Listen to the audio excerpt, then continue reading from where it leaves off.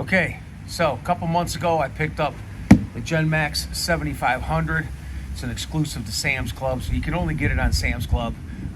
It's on the Genmax website, but when you go to purchase it, it's going to send you over to Sam's Club. So if you want to pick up this generator, go visit Sam's Club. You can find it there. So, like I said, a couple months ago I picked up this generator, and I already ran it through its break-in period. But during that time, I kind of did just a short little walk around video, just kind of showing you how quiet it was and how smooth it was running. But I started getting some questions being asked about the generator, so I thought I would go ahead and do a full review, because if you go on YouTube and try to look up this model, it's nowhere to be found. Nowhere to be found. There is no videos on the 7500 model. You can find videos of the 9000 model, the 7250 model, but no videos whatsoever on the Genmax 7500. So thought I'd put together a quick review and kind of just show you what she's about. So let's get into it. Okie dokie, welcome in, friends. Happy Saturday. I'm Brad, you can call me Brad. What shall we do today together?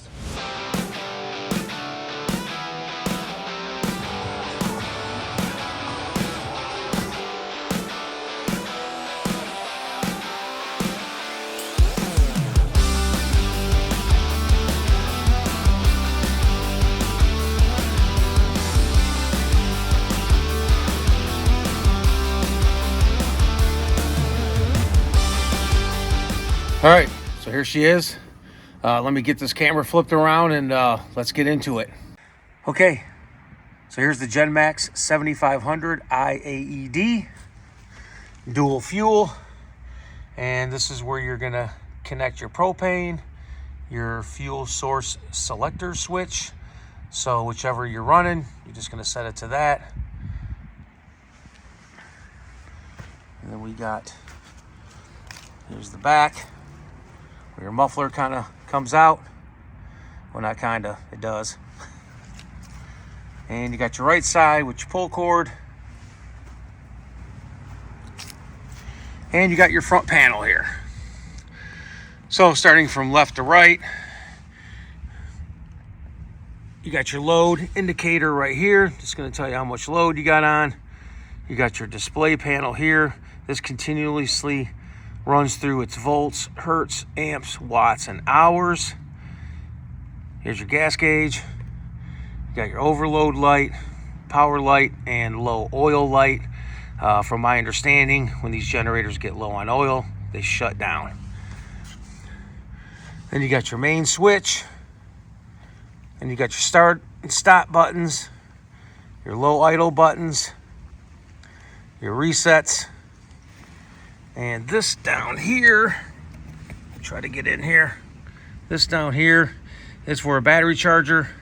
So they do sell them. So you want to just hook up a battery charger, charge up your battery. But using the pull rope, starting it that way will also charge the battery. And you got your USB 1A, actually USB A, and then your USB-C.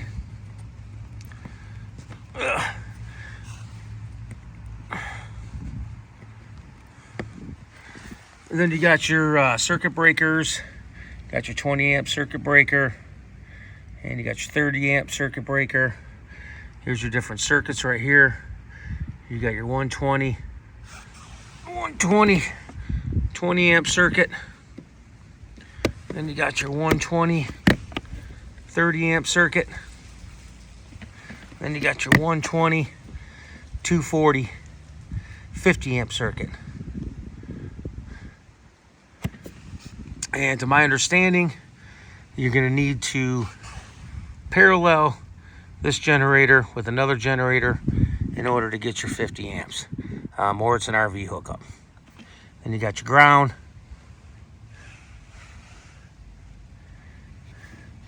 And then you got your voltage selector switch, your 120 volt and your 120 240 volt. And then you got your quick start guides here, your quick stops, and down here's your air intake. So we're gonna fire this up here in a few minutes.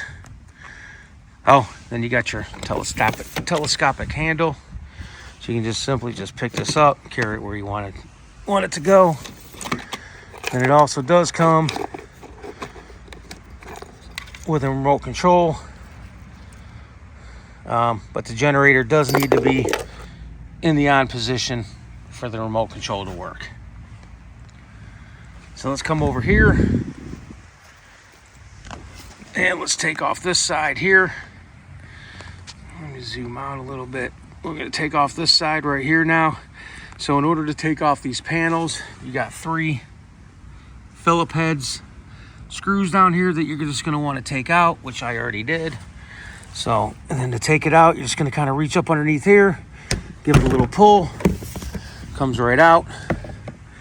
Does have the foam inside, helps with the noise. So looking inside here, you've got your battery down here, which is already connected, but you got to connect it from over here. There's a connector that's actually disconnected, but these 2 terminals are connected. So when you get it, you just got to connect those up right there. And you got your spark plug right here. Then you got your air filter over here, which has some nice clearance.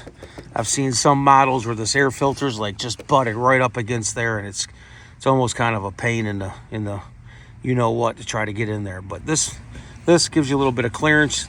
There's a switch. Let me switch hands here. There's a not switch, but a little screw underneath here. You just unscrew. This just pops right off. Pull your air filter out, clean it up. And then one thing I do like, here's your carb here. Here's your carburetor. So one thing I do like is that if you're gonna store it for a long period of time, you know, you wanna kinda drain or run all the gas out and then drain your carburetor. So with this, it actually comes with a carburetor drain hose. So you just simply just kind of unscrew this right here, and then your gas will come right out into here, which is kind of nice.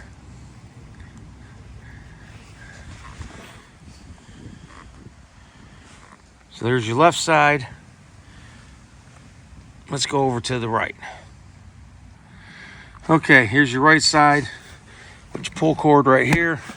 Again, you got 3 Phillip head screws down here. You're just going to want to remove, which I've already removed. And the same as the other side, there's a little lip underneath here. You just kind of just grab it, give it a little pull, pops right out. I typically just kind of swing this around like this. And this also has the foam in there, which does help with the noise level. So here's your right side. Here's your oil drain hose right here, which I like that. So you just simply move this out of the way and just put it down there, uncap this, and the oil comes right out. I know on some of the other models, don't know exactly which ones. I want to say the 9000. There's no drain hose. You actually unscrew from in here. Oil drains down into here. Then there's a little cover that you pop out, which drains into your oil pan. But I like the hose, keeps it a little bit cleaner. And over here, you have your dipstick and oil fill. So you want to just use that, fill it up. So I did get some questions about the magnetic dipstick. So let me grab that for you.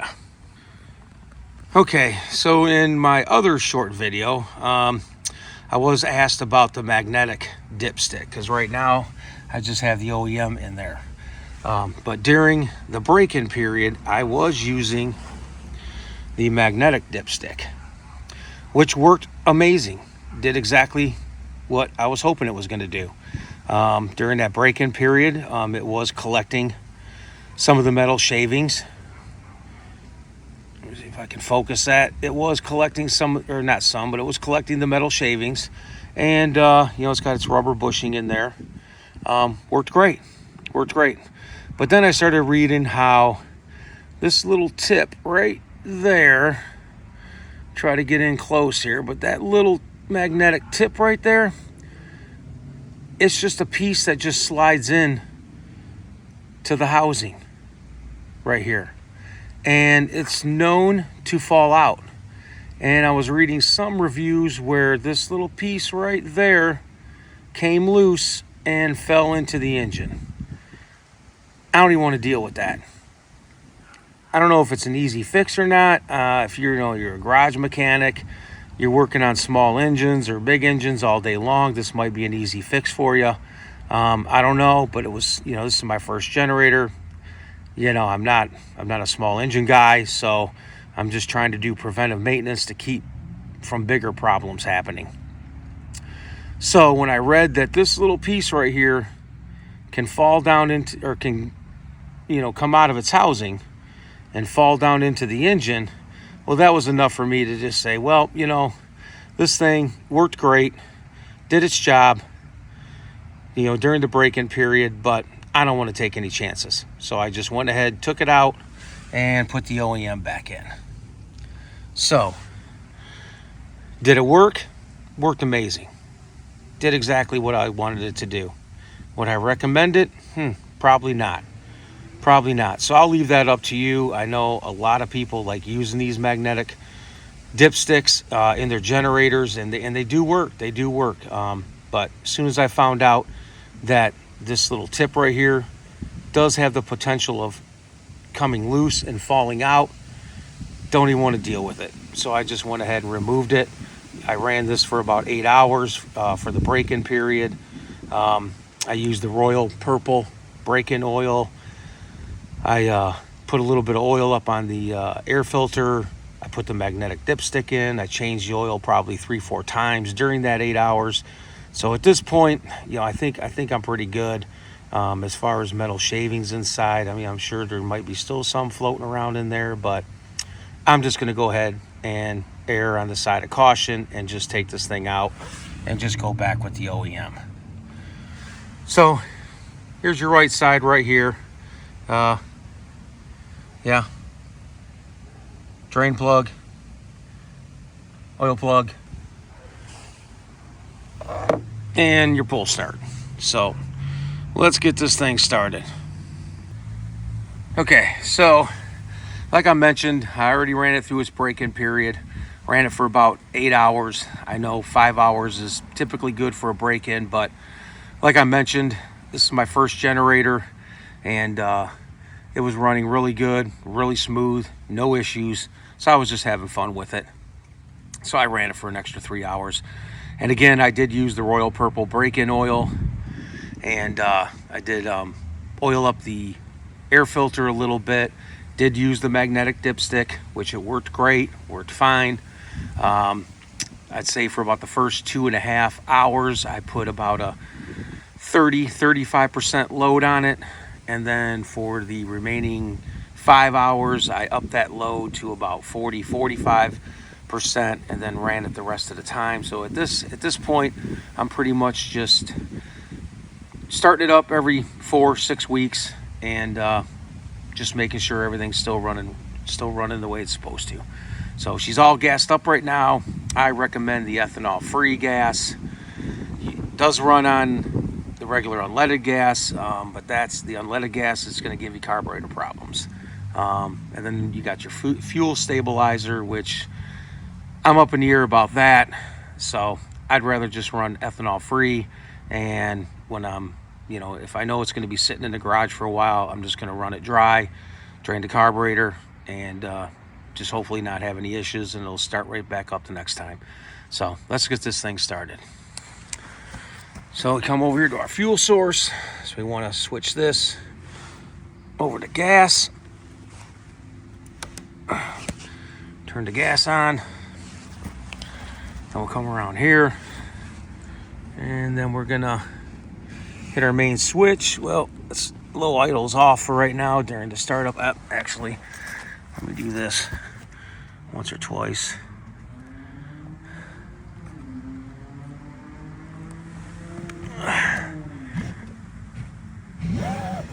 It's been sitting for about a month, so I just kind of want to work that oil around in here. So I got regular oil up in here now. I'm using the Castrol full synthetic 5W30. Okay. So now let's go ahead and let's turn her on. And you'll see the display kick on. And you'll see the gas. I just filled her up. So she's all filled up. So from here, you just really want to just hit the start button, hold it for a couple seconds, and release. Let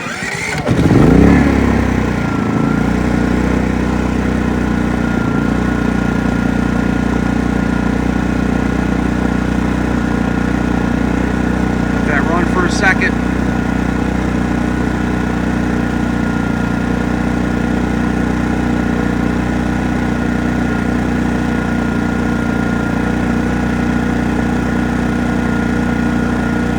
Down to low idle.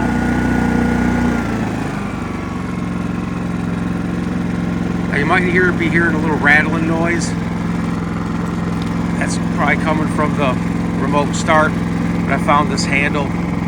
It's kind of rattling a little bit, but hey, I'll be in the house, right? I ain't gonna hear it.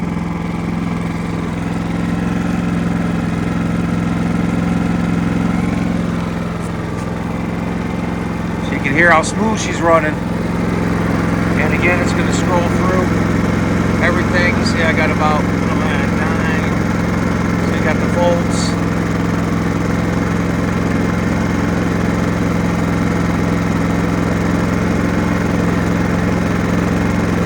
That's 60 hertz. I got the switch set to 120, 240. There's nothing plugged into it right now, so obviously it's not drawing any power or nothing. That's about 9.3 hours I've ran it. It was about 8. It's actually around 9. So that's it.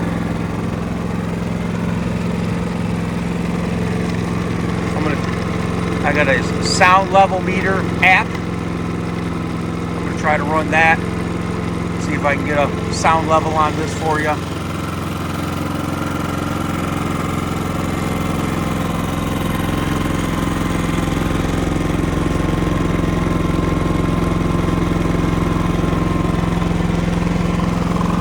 Hear how quiet she is.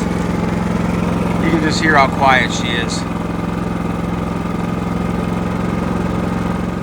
Okay, so right now I'm standing off to the left side. I'm about 15 feet from her. Not sure what the preferred distance is, but I'm about 15 feet off to the left, and you can see that decibels are coming in at around 62 to say 64, 65. All right, so here I am directly behind the Genmax. I got the muffler aimed at me, obviously, so back here it's going to be a little louder. You can see it's coming in at around 66, 68. And let's go check the right side. All right, so here I am on the right side. I got this fence behind me. So I'm only at about 10 feet on this side. But you can see on this side, the Genmax is coming in at 66 to 68. So not too bad. You can see it's pretty quiet. Right now it's on low idle.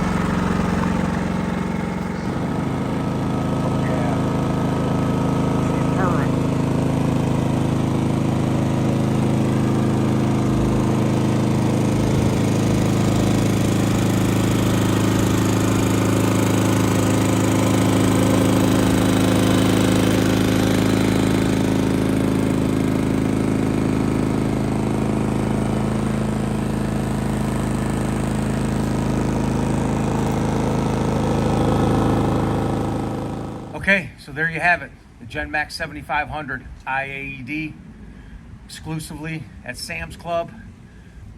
It's ran great for me. I definitely would recommend it. No issues so far. Now I haven't had to put it to test in a real world situation. I haven't had the power go out like I mentioned. I just picked this up a couple months ago, so we haven't had any power outages yet, but winter's coming So it's going to be getting some real world use pretty soon. But you saw that I was running it for about 9.5 hours, and during that 9.5 hours, I've had 0 issues, no issues whatsoever. So would I recommend this generator? Yep, I definitely give it 2 thumbs up for sure. So I hope this video helps. Anybody that has any questions, feel free to ask down in the comments. But if you're looking to buy this generator, because I know out in YouTube there's no videos whatsoever on this particular model, so hopefully this review helps some of you that may be looking into purchasing this model and running it for your RV, your house, or just, you know, when the power goes out, right? So I definitely recommend this model, and I hope this video helps. Thank you for watching. Peace.